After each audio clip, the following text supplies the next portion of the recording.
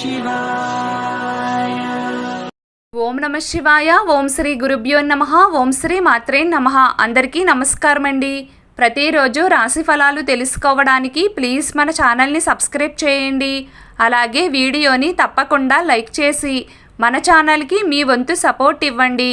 గోచార్య రీత్యా తులారాశివారు ఎటువంటి శుభ అశుభ ఫలితాలు పొందుతారో తెలుసుకోవాలంటే ఈ వీడియోని స్కిప్ చేయకుండా చివరి వరకు చూడండి. ఎవరు నమ్మినా నమ్మకపోయినా తులారాశివారి జీవితంలో జరుగుతున్నది ఇదే. మాతృరుణ శాపం వల్ల మీ జీవితంలో ఇబ్బందులు చోటు చేసుకోబోతున్నాయి. మీరు ప్రారంభించే ప్రతి కార్యంలో కూడా సక్సెస్ అనేది మీకు రావడానికి ఆలస్యం అవుతుంది. ఆర్థిక పరంగా ఎన్నో ఇబ్బందులు ఎదుర్కోబోతున్నారు. ఈ మాతృరుణ శాపం అనేది మీకు కలిగింది. మరి మాతృరుణ శాపం అంటే ఏమిటి? ఈ మాతృరుణ శాపం ప్రభావం మీపైన ఎంతవరకు ఉంది?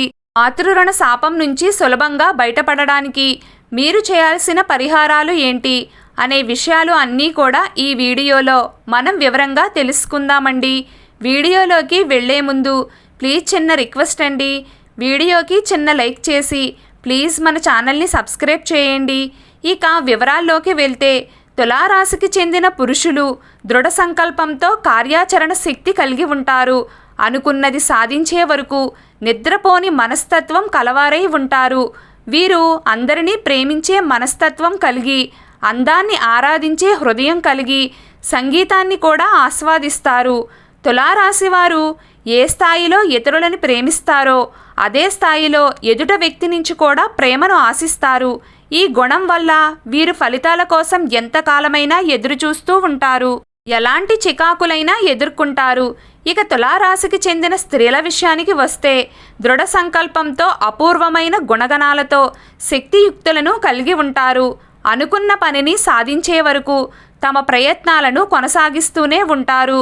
సంగీతం, సౌందర్యం అంటే తులారాశి స్త్రీలకు అత్యంత ప్రీతిపాత్రం. మొండితనం, స్థిరమైన స్వభావం వీరిలో స్పష్టంగా కనిపిస్తుంది. తులారాశి స్త్రీలకు కోపం చాలా త్వరగా వస్తుంది. అయితే ఆ కోపం ఎంతోసేపు కొనసాగదు.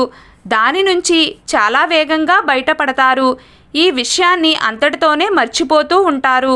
కుటుంబ సభ్యులు తమ పూర్వీకులను, వృద్ధులను చూసుకోవడంలో విఫలమైనందుకు మరియు తమను తాము రక్షించుకోవడానికి విడిచిపెట్టినందుకు వార్షిక ఆచారాలు అంటే సంవత్సరికాలు వంటి ప్రాథమిక అవసరాలు వంటి కార్యక్రమాలను వదిలిపెట్టినందుకు, వాటిని నిర్వహించడంలో విఫలమైతే కూడా ఈ మాతృరుణ శాపం అనేది తగులుతుంది.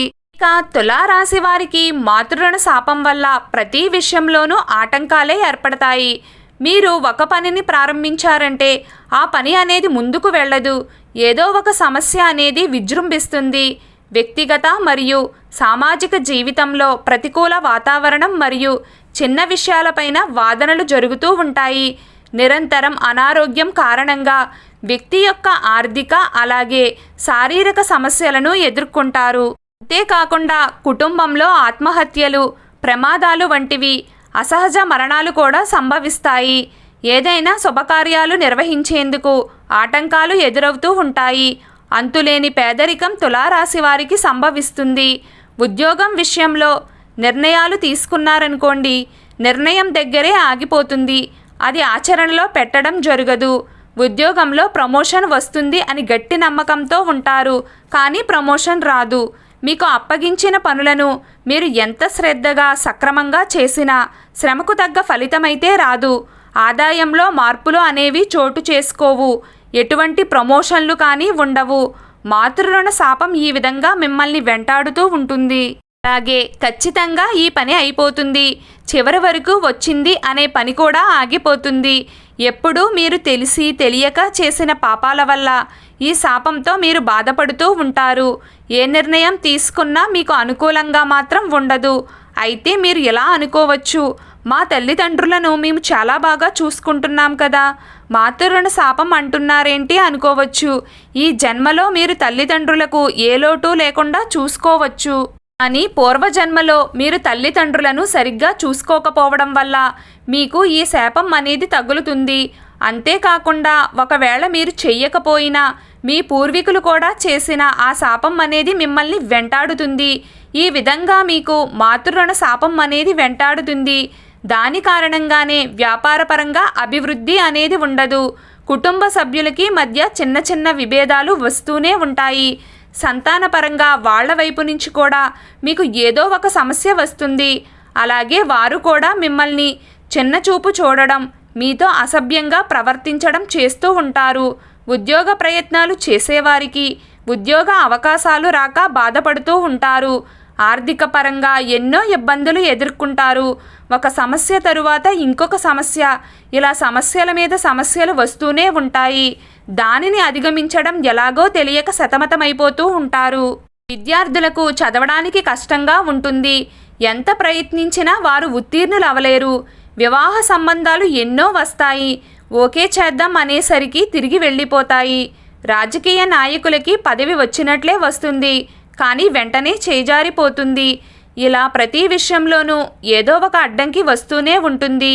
దీనికి పరిష్కారం ఏంటి అని మీరు పరిపరి విధాలుగా ఆలోచిస్తూ ఉంటారు. మీరు జీవితంలో ముందుకు వెళ్ళడానికి ఈ మాతృరుణ శాపం అనేది అనుకూలించదు, మిమ్మల్ని వెనక్కి లాగేస్తూ ఉంటుంది. అలాగే ఆరోగ్యపరంగా కూడా ఎన్నో సమస్యలు ఎదుర్కొంటారు. మాతృరుణ శాపం నుండి బయటపడాలన్నా, ఇబ్బందులకు గురి చేస్తున్న సమస్యల నుండి బయటపడాలన్నా మీరు కొన్ని పరిహారాలు పాటిస్తే సులభంగా ఈ మాతృరుణ శాపం నుండి బయటపడవచ్చు. ప్రతి అమావాస్య రోజు మనస్ఫూర్తిగా బ్రాహ్మణులకు ఎటువంటి కల్మషం లేకుండా మాకు డబ్బు అయిపోతుంది అని బాధపడకుండా భోజనాలు పెట్టండి. పేదవాళ్లకు అన్నదానం లాంటివి చేయండి. అలాగే మర్రి చెట్టుకు క్రమం తప్పకుండా నీరును పోయండి. మూగ జీవాలకు ఆహారాన్ని అందించండి. దేవి కాళికాదేవి స్తోత్రాలను మీకు వీలున్నప్పుడు నిష్టగా చదవండి.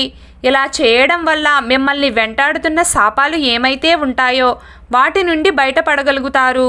ప్రతిరోజు మీకు ఇష్టమైన దైవారాధన చేస్తూ ఉండండి. అంతా శుభం కలుగుతుంది.